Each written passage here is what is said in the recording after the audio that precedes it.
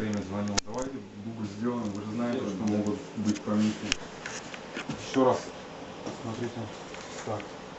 Еще раз. Я хочу, чтобы мой сын поехал на программу, извинился перед родными девочек, перед девушкой, так как он мужчина и должен остановить все эти бабские разборки. Еще раз. Я прошу прощения насчет бабских. Ну, эти разборки. Ага, можно?